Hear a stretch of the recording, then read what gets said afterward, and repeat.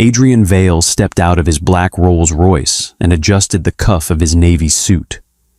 He looked calm, but inside him there was a pain he had spent months trying to bury. He had learned that powerful men did not always need to shout. Sometimes silence was enough to make a room uncomfortable. The reporters called his name from behind the velvet rope. "Mr. Vale, is it true you came alone tonight?" "Adrian, do you have any message for the bride?" Adrian did not answer. He simply looked at the golden entrance of the hotel, where the woman who once promised to love him was about to marry another man. Inside the Astoria Crown Hotel, Celeste Monroe was preparing to become the wife of Damian Cross. Damian was not just Adrian's business rival. He had once been his friend, the kind of friend who smiled in private while quietly planning his downfall. 6 months earlier, Adrian had lost almost everything in one brutal week. His investors disappeared. The newspapers mocked him. His board turned against him. And Celeste removed his engagement ring as if she was closing a business deal. She had looked at him across the dining table and said, "I cannot build a life with a man who has nothing left to build with." That sentence stayed with him longer than the loss of money. But Adrian had rebuilt himself, quietly, carefully, completely.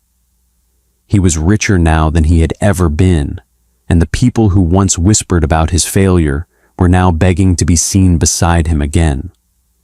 Still, the wound remained, not because he still loved Celeste, but because betrayal has a way of staying in the body even after the heart has moved on. He had not come to the wedding because he wanted her back. He had come because he wanted her to see what she had walked away from. He wanted her to look at him and understand that she had judged him too quickly. Then, while he stood near the entrance, trying to arrange his face into something cold and unaffected, he saw her. Across the road, just outside the hotel gates, a young woman sat on the pavement under a street lamp. Her dress was torn at the hem, her hair was slightly damp, and she held a small paper cup with both hands, as if it was the only thing she owned that could not afford to fall. People passed her without really seeing her. Women in silk gowns stepped around her. Men in expensive suits looked away, pretending not to notice the kind of suffering that did not belong in front of a luxury hotel. "Please, can I ask for a favor? Don't forget to like this video and subscribe to this channel. Your support means a lot and helps us bring you more exciting and heartfelt stories. Thank you. Now, let's dive into the story." Adrian watched her for a moment. She was not begging loudly. She was not crying or trying to attract pity.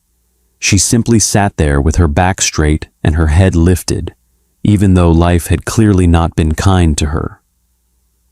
There was something about her dignity that made Adrian unable to look away. A security guard walked toward her from the hotel gate.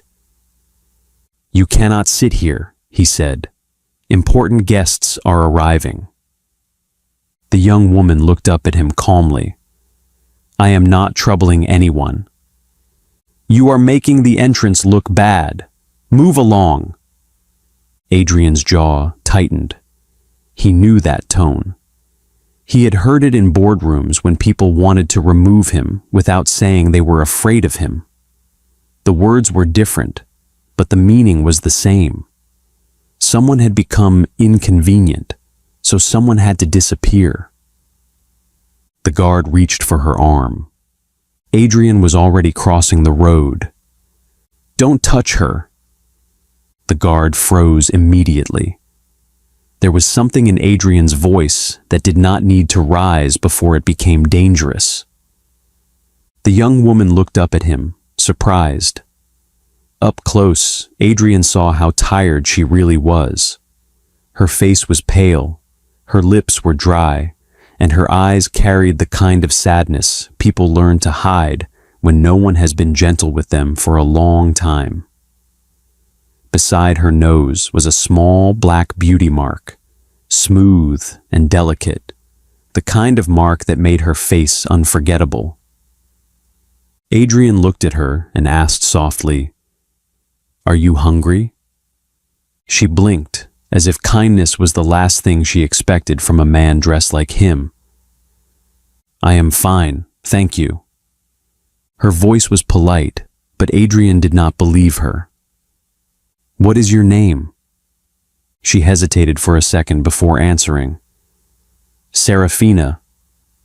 He repeated it quietly. "Serafina." The name suited her.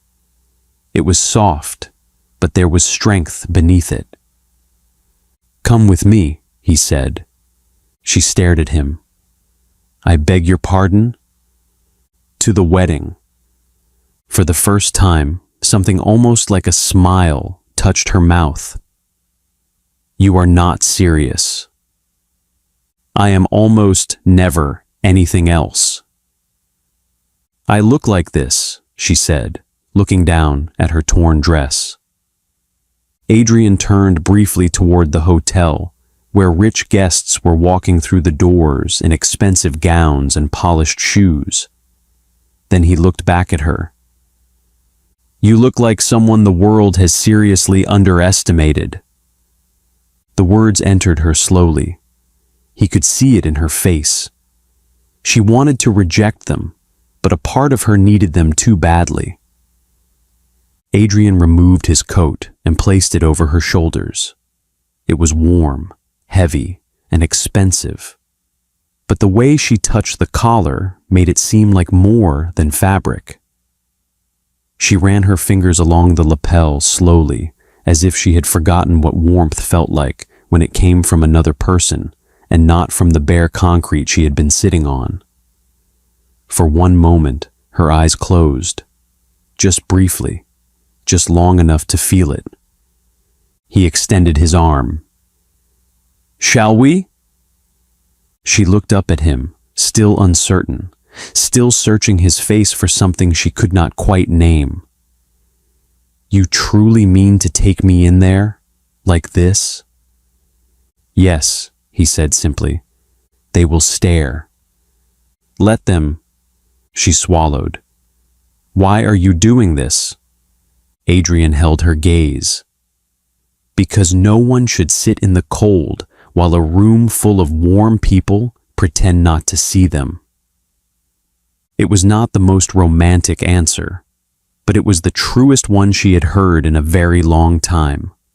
And so, with slow, uncertain courage, she took his arm. Together, Adrian Vale and Serafina Ashbourne walked into the Astoria Crown Hotel. The reception hall was bright, golden, and almost too beautiful. Crystal chandeliers hung from the ceiling. White roses filled the room, and every table looked like it had been arranged for people who believed beauty was something money could command. The room went quiet when Adrian entered. At first, the silence was because of him. Everyone knew who he was. Everyone knew how he had fallen and how quickly he had risen again. But within seconds, the room was no longer looking at Adrian. They were looking at Serafina. She was still wearing the torn dress beneath his coat. Her hair was loose, her face was tired, and the expensive room made her hardship even more visible. But she did not shrink. She stood beside Adrian with her back straight, holding his arm as if she was afraid, but refusing to let fear make her small. Across the room, Celeste Monroe saw them. She was standing near the head table in a fitted ivory gown, covered in diamonds and confidence. For a brief moment, when she saw Adrian, something crossed her face that almost looked like regret. Then she saw Serafina, and her expression hardened. Damian Cross leaned close and whispered something to her, but Celeste did not answer. Her eyes remained fixed on Adrian and the woman beside him. As Adrian led Serafina through the room, whispers followed them. Did he bring someone from the street? Is that his coat? What is she doing here? Serafina heard every word. Adrian felt her fingers tighten on his arm. He bent slightly and said, Do not lower your head. They are laughing at me, she whispered. No, he said. They are showing you who they really are. She swallowed hard, but she kept her head up. Adrian led her to the front row and sat beside her as if she belonged there. The bride's mother looked Serafina up and down with open disgust. Adrian, she said coldly, what exactly is this? If you are enjoying the story so far, don't forget to like this video and subscribe to this channel. Your support means a lot and helps us bring you more exciting and heartfelt stories. Thank you. Back to the story. A few people looked away quickly, afraid to smile. The ceremony began, and the priest spoke about love, loyalty, and choosing someone even when life became difficult. Adrian sat very still, but every word seemed to press against something old inside him.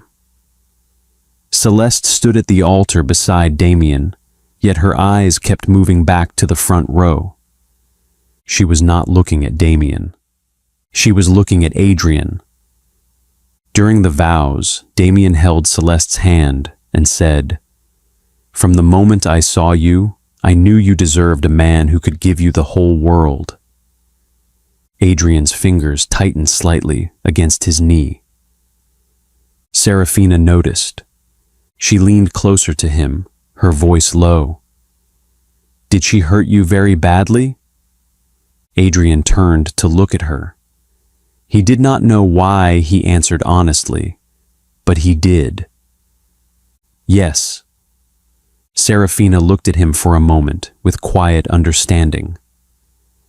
Then do not let her see it. That is the only revenge worth having. Adrian held her gaze, and something inside him shifted. He had brought her into this room thinking she would help him make a point.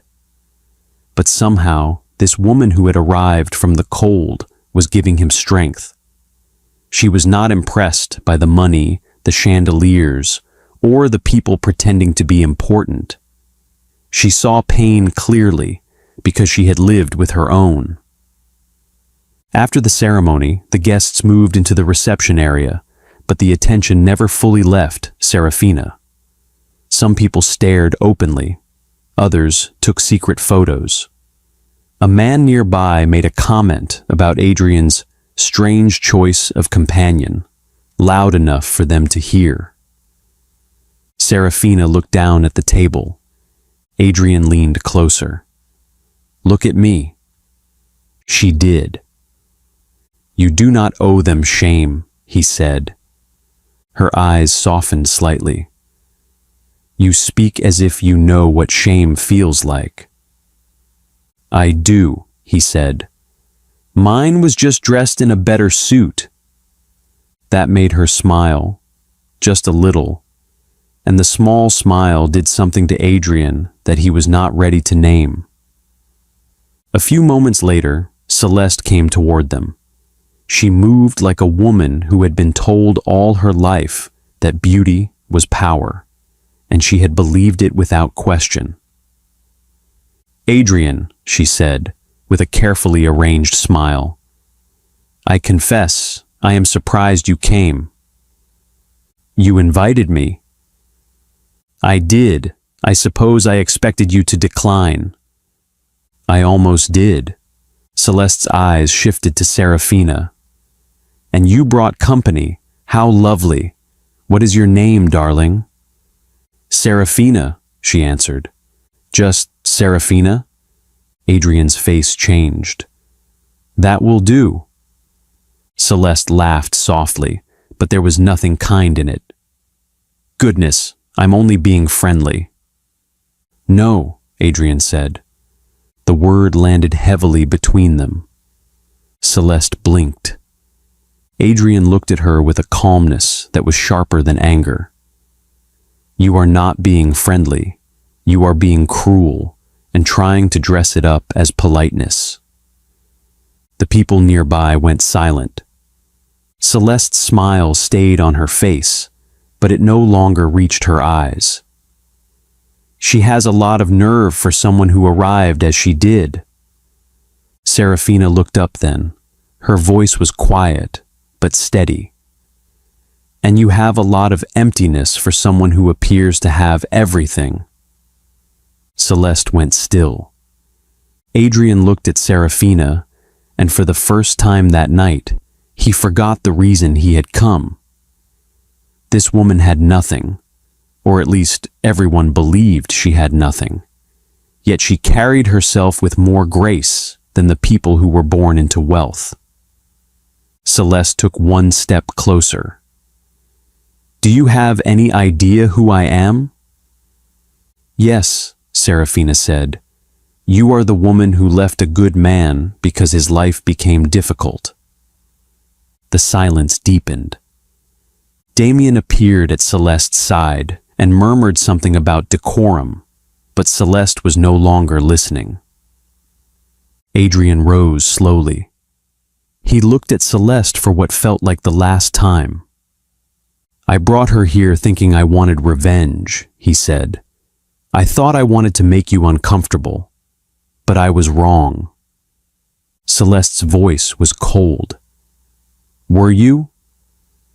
Yes, because I saw a woman outside being treated as if she had no value, and in a few hours she has shown more dignity, courage, and kindness than almost everyone in this room.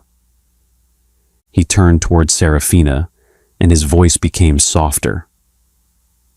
I know what it feels like to be abandoned when everything falls apart. You taught me that, Celeste. But I will not let this room teach her the same thing. Celeste opened her mouth, but no words came out. It was then that an elderly man approached Adrian. His name was Theodore Wren, but everyone who knew him called him simply Mr. Theo. He was one of the few people Adrian truly respected, a kind and powerful old business ally and mentor who had guided him during his early years. Long before that, he had also advised some of the city's old wealthy families, including the Ashbourne family, whose name had slowly disappeared from public memory after a terrible fire 12 years earlier. He carried a glass of champagne and smiled warmly at Adrian. Adrian, he said, reaching for his hand, I never expected to see you here tonight. Adrian shook his hand. Neither did I, sir. Mr. Theo gave a knowing smile. Life has a way of bringing us into rooms we thought we had finished with. Adrian almost smiled, but before he could respond, the old man's eyes shifted to Serafina. He stopped speaking. Slowly, he lowered his glass. His smile disappeared as he looked at her face, and for a moment it seemed as if the noise of the entire room had faded from his ears. His eyes moved over her features, from the shape of her face to her dark, tired eyes, then to the small black beauty mark beside her nose. Something in him went back many years, back to smoke, back to fire, back to a woman he had never forgotten. That woman had the same eyes, the same face, and the same small beauty mark beside her nose. Adrian noticed the change immediately. Sir, is everything all right? Mr. Theo did not answer at first. He looked almost afraid to breathe. Serafina pulled Adrian's coat tighter around herself. Is something wrong? The old man swallowed hard. Forgive me, I did not mean to stare. Adrian stepped slightly closer to her, protective without even thinking. Mr. Theo's voice was low when he finally spoke again. "What is your name, child?" Serafina hesitated. "Serafina." His hand tightened around the glass. "Serafina what?" Adrian's eyes narrowed. "Why do you ask?" Mr. Theo looked at Adrian, then back at her. His voice shook. "Please, I need to know." Serafina looked from Adrian to the old man. Something in Mr. Theo's eyes frightened her, not because he looked dangerous, but because he looked wounded by a memory that had suddenly returned. "My name is Serafina Ashbourne," she said quietly. The glass nearly slipped from the old man's hand. "Ashbourne," he whispered. The room around them began to quiet again as people noticed Mr. Theo's expression. Serafina's heart started to beat faster. "Do you know my family?" The old man's eyes filled with tears. "Where are you from?" "I do not really know anymore," she said. "I was very young when my mother died. After the fire, everything changed. I was moved from one place to another until no one cared where I came from." Mr. Theo covered his mouth with one trembling hand. "The fire," he whispered. Adrian turned sharply toward him. "What fire?" "The Ashbourne fire," Mr. Theo said, barely able to speak. 12 years ago." Serafina froze. "How do you know about that?" He looked at her again, and this time the tears fell freely. "Because I knew your mother. You are her living image.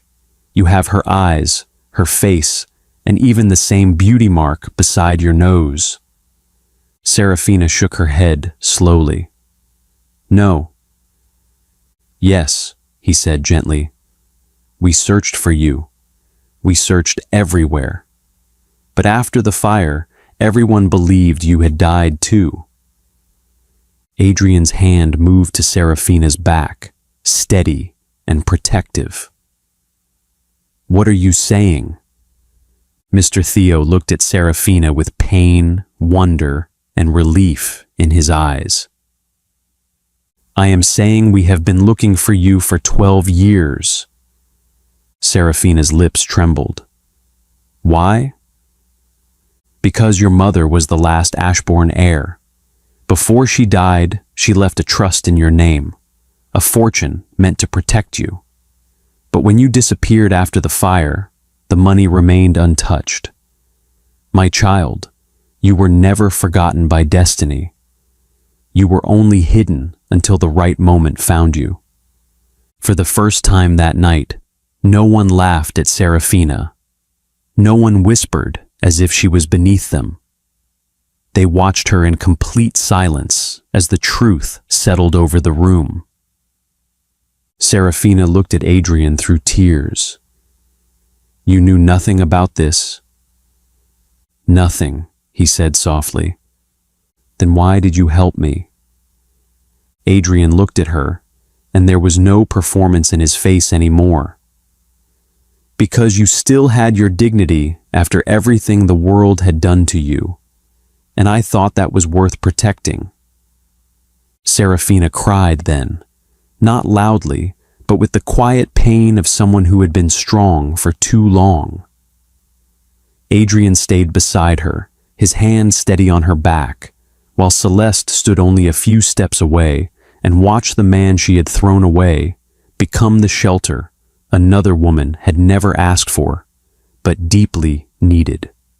Mr. Theo looked around the room and saw the same people who had mocked Serafina now staring at her with shock. Something like shame crossed his face. He had known her mother. He had respected her. He had watched that woman risk everything for others, and now her daughter had walked into this room in torn clothes while people laughed behind champagne glasses. He turned to Adrian and spoke quietly. She should not return to this reception like this. Serafina looked confused. What do you mean? Mr. Theo's eyes softened. I mean, your mother deserved to see her daughter honored, and if she cannot be here to do it, then allow an old man who failed to find you sooner to do it for her. Adrian looked at Serafina. You do not have to agree. Serafina wiped her tears. I do not want to be made into a display. You will not be, Adrian said gently, but you also do not have to let this room remember you only in pain. Within the hour, Adrian stepped quietly away and made one phone call. He did not announce it. He did not make a scene or explain himself to anyone in the room.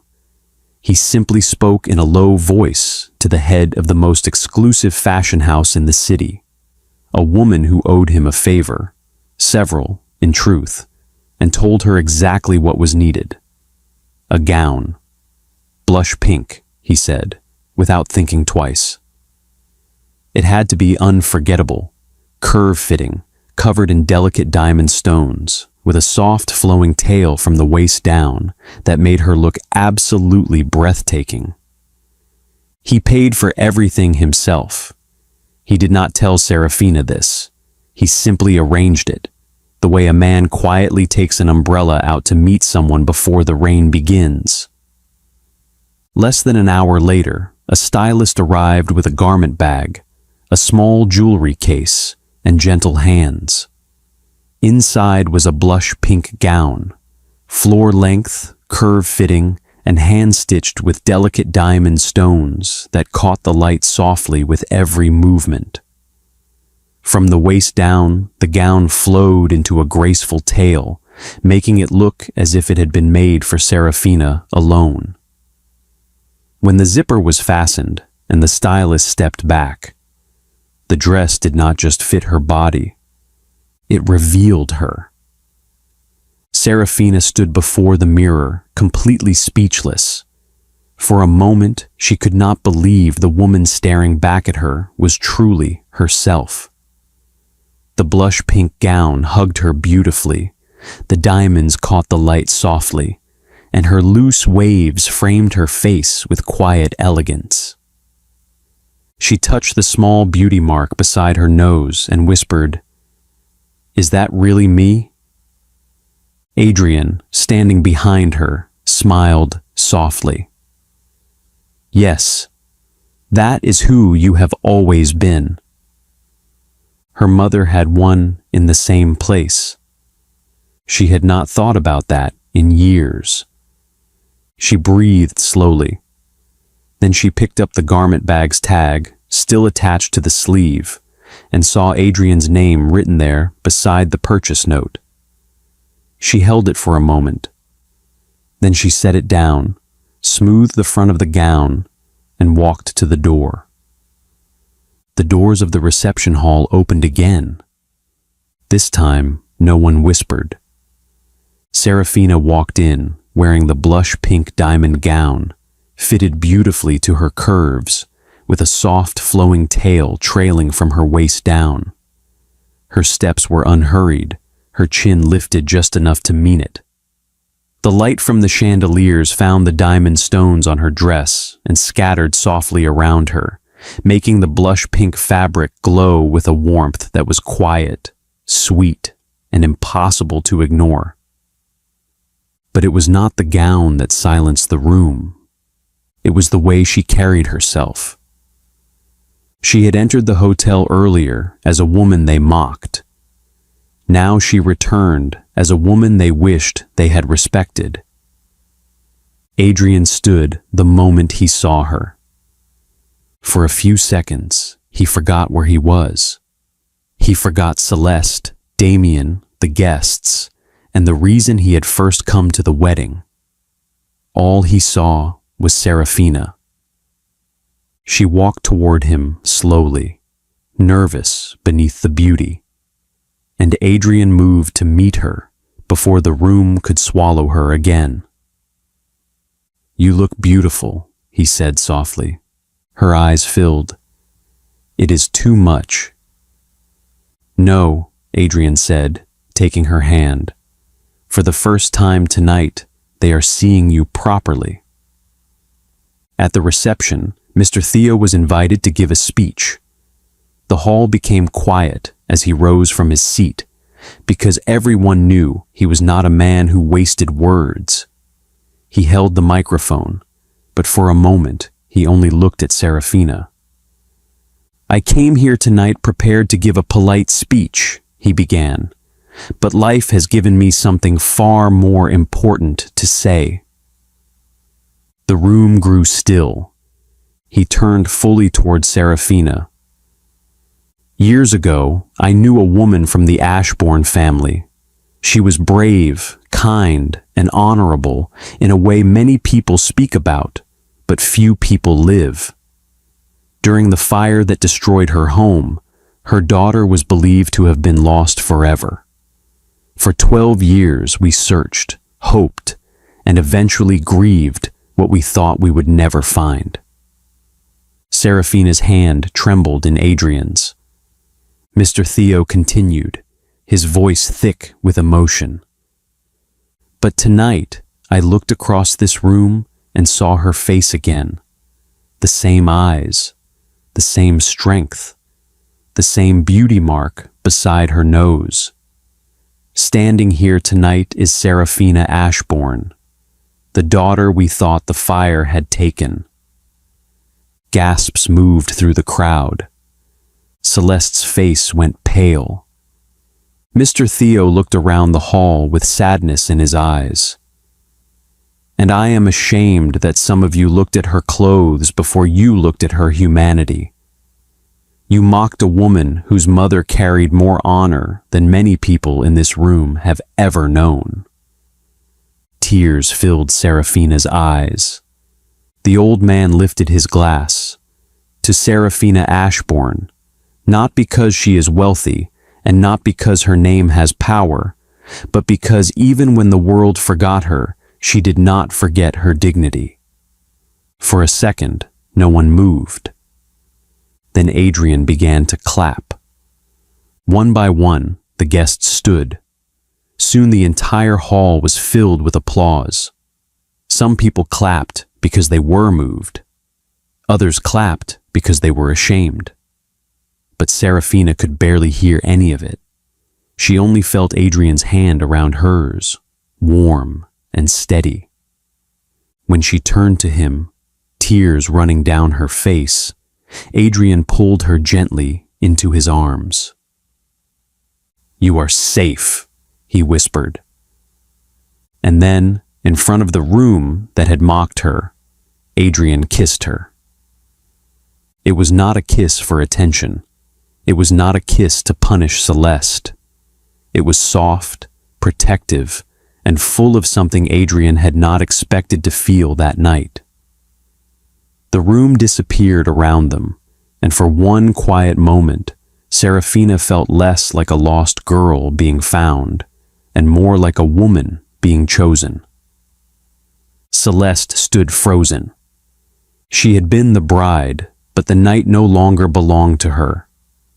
She watched Adrian hold Serafina with a tenderness she had never valued when she had it.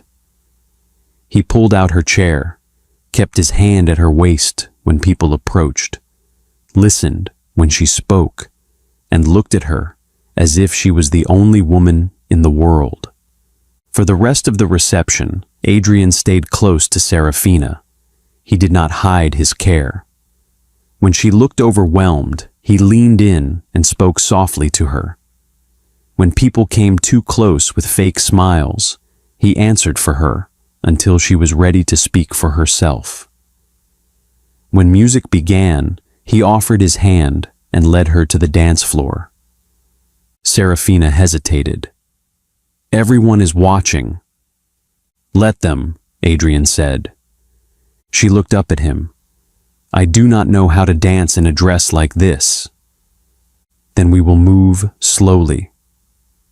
And they did. Under the chandeliers of the Astoria Crown Hotel, Adrian held Serafina carefully, not like a man showing off a beautiful woman, but like a man holding something precious that life had nearly broken. Serafina rested one hand on his shoulder and slowly allowed herself to breathe. Celeste watched from across the room, and for the first time, the diamonds on her dress felt cold. That night, Adrian took Serafina to his private estate. She was still in the blush pink diamond gown, but the night had left her heart exhausted. "I do not want to be alone tonight," she whispered. "Tell me everything about you, the real you." Adrian looked at her for a long moment, then kissed her softly. It was gentle, honest, and full of everything neither of them was ready to say. After that, they talked like they had known each other for years. Adrian told her about his childhood, his rise, his fall, and the wound Celeste left behind. Serafina told him about her lonely years and the nights she prayed someone would remember her. Before dawn, she fell asleep on his shoulder, and Adrian held her carefully, as if he had finally found something worth protecting. Months later, Adrian proposed to Serafina in the garden of his estate. There were no cameras, no audience, and no revenge left between them. Only love. Their wedding was held in a quiet garden, surrounded by the people who truly mattered. No performance, no cold diamonds, just love, steady, real, and long overdue. Years later, their home was filled with laughter, children, and peace. Celeste became a memory. Damien became a warning. But Adrian and Serafina became proof that the right love does not rescue your dignity. It recognizes it. And when it recognizes it, it stays. If you enjoyed this love story, please like, comment, and subscribe to see more heartfelt tales. Your support helps us continue creating the stories that make your heart race. Quickly. All right, but then I'm going straight to the bar. I need that drink.